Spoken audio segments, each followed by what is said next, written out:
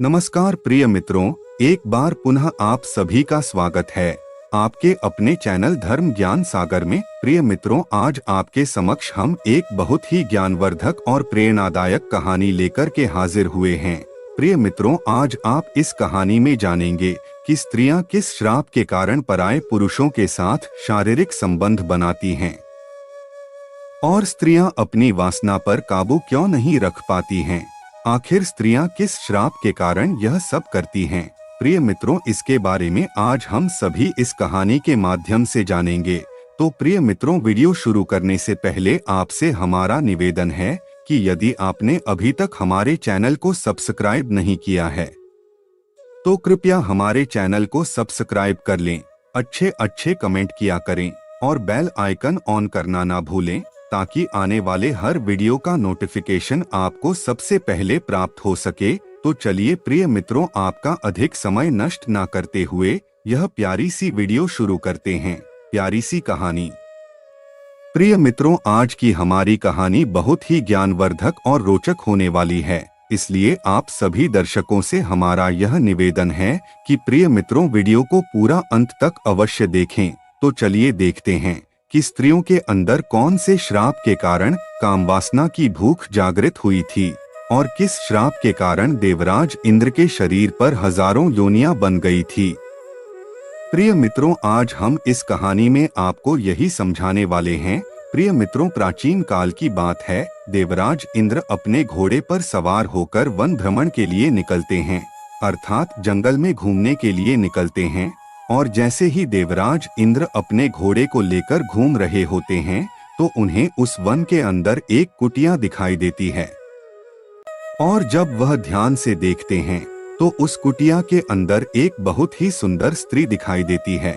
और प्रिय मित्रों, जैसे ही देवराज इंद्र को वो सुंदर स्त्री दिखाई देती है तो देवराज इंद्र उस सुंदर स्त्री को देखकर मंत्रमुग्ध हो जाते हैं और मन ही मन उससे प्रेम कर बैठते हैं। प्रिय मित्रों, सुंदर स्त्री को देखकर देवराज इंद्र इस कदर उसके प्यार में खो जाते हैं कि वो अपना धर्म भी भूल जाते हैं और उसे जी जान से प्रेम करने लगते हैं। प्रिय मित्रों, उस समय देवराज इंद्र को यह ज्ञात नहीं था कि जिस स्त्री से वह प्रेम कर रहे हैं कि वह स्त्री महान तेजस्वी गौतम ऋषि की पत्नी है। प्रिय मित्रों, उस दिन तो देवराज इंद्र गौतम ऋषि की पत्नी को दूर से ही देखकर चले जाते हैं, परंतु इंद्रलोक में पहुंचने के बाद देवराज इंद्र का मन बेचैन हो जाता है और हर समय उसी स्त्री के बारे में सोचने लगते हैं जिनको उन्होंने उस जंगल में देखा था। प्रिय मित्रों, जैसे तैसे करके देवराज इंद्र वो रात्रि तो काट लेते हैं, लेकिन सुबह होते ही फिर से अपने घोड़े पर सवार होते हैं और उसी जंगल की तरफ निकल पड़ते हैं और चलते चलते उसी कुटिया के तरफ पहुंच जाते हैं जहां वो एक दिन पहले आए थे। और उस कुटिया के पास पहुंचकर गौतम ऋषि की पत्नी अहिल्या को जी भरकर निहारने लगते हैं। लेकिन प्रिय मित्रों, इस बात का पता ना तो गौतम ऋषि की पत्नी अहिल्या को होता है और ना ही गौतम ऋषि को होता है कि देवराज इंद्र उन्हें छुप छुप कर देख रहे हैं। प्रिय मित्रों, गौतम ऋषि की गिनती महान ऋषियों में आती है। वो बहुत ही महान और तेजस्वी संत थे। वह अपने धर्म और कर्म का पालन करते हुए अपना जीवन निर्वाह कर रहे थे। वह प्रातः ब्रह्मा मुहूर्त में उठते और प्रतिदिन गंगा स्नान के लिए जाया करते थे और उसके बाद भगवान की भक्ति में लीन हो जाया करते थे। प्रिय मित्रों, देवराज इंद्र ने यह सारी गतिविधि छुप छुप कर देख ली थी, इसलिए उन्होंने इसी बात का लाभ उठाया था। प्रिय मित्रों, अब तो देवराज इंद्र गौतम ऋषि की पत्नी अहिल्या के प्यार में इस कदर दीवाने हो गए थे कि उनका मन इंद्रलोक में बिल्कुल भी नहीं लगता था। अब तो वो प्रतिदिन उस कुटिया के आसपास आते और छुप छुप कर गौतम ऋषि की पत्नी अहिल्या को निहारते रहते थे और वो अपने मन में विचार करने लगे कि आखिर इस स्त्री को मैं किस प्रकार प्राप्त करूं जो कि मैं इसके साथ शारीरिक संबंध बना सकूं। प्रिय मित्रों, एक दिन देवराज इंद्र अहिल्या से मिलने की सोचकर चंद्रमा के पास पहुंचते हैं और चंद्रमा से कहते हैं कि हे चंद्रमा, आप हमारी मदद करो। तो फिर चंद्रमा कहता है कि हे देवराज इंद्र, मुझे आपकी किस कार्य में मदद करनी है, मुझे स्पष्ट बताइए। प्रिय मित्रों, तभी देवराज इंद्र चंद्रमा से कहते हैं कि आपको मेरा एक कार्य करना होगा। चंद्रमा कहता है कि बताइए प्रभु क्या करना है। तो देवराज इंद्र चंद्रमा को बताते हैं कि देखो चंद्रमा, मुझे एक स्त्री बहुत ही पसंद आ गई है और उसके साथ मुझे छल करना है। उसके साथ छल करने में आपको मेरी मदद करनी होगी। तभी चंद्रमा कहता है कि देवराज इंद्र, मुझे साफ साफ बताइए कि करना क्या है। तो देवराज इंद्र चंद्रमा से कहते हैं, तुम मेरे साथ पृथ्वी लोक पर चलो और एक मुर्गे का रूप धारण करो। तुम मुर्गा बनकर मध्य रात्रि में आवाज लगा देना और जैसे ही तुम मध्य रात्रि में आवाज लगाओगे तो तुम्हारी आवाज को सुनते ही गौतम ऋषि जाग जाएंगे। वह समझेंगे कि अब सुबह हो चुकी है और वह गंगा स्नान के लिए चले जाएंगे। इस बीच में मैं उनकी पत्नी अहिल्या के साथ छल करूंगा।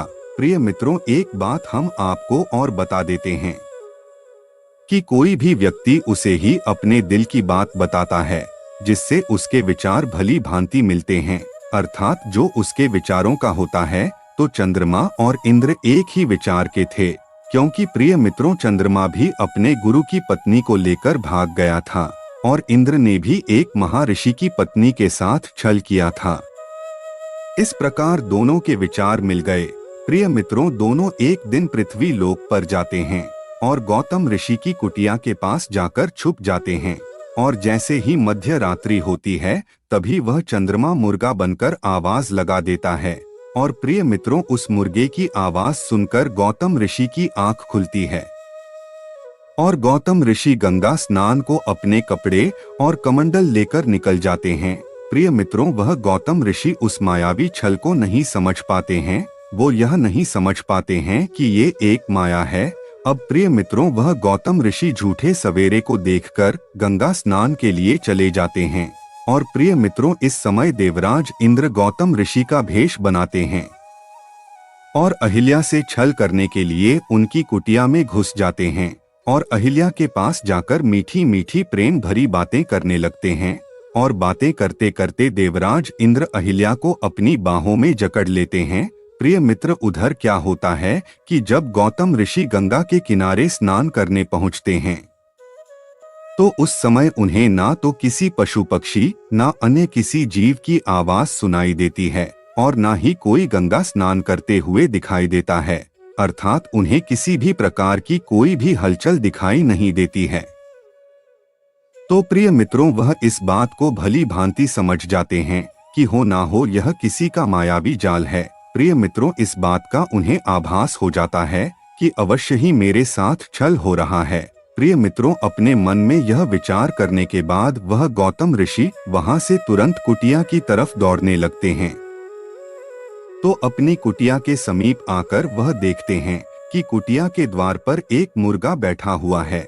तो वह गौतम ऋषि अपने हाथ में जल लेते हैं और मंत्र पढ़कर उस मुर्गे पर जल मार देते हैं।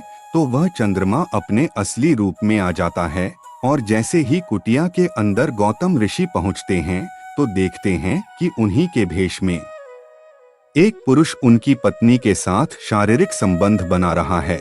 प्रिय मित्रों, जैसे ही गौतम ऋषि इस दृश्य को देखते हैं तो उन्हें अत्यधिक क्रोध आ जाता है और उनके नेत्र लाल हो जाते हैं और वह कहते हैं कि हे मूर्ख स्त्री, तुझे अपने और पराये में कोई फर्क नजर नहीं आया।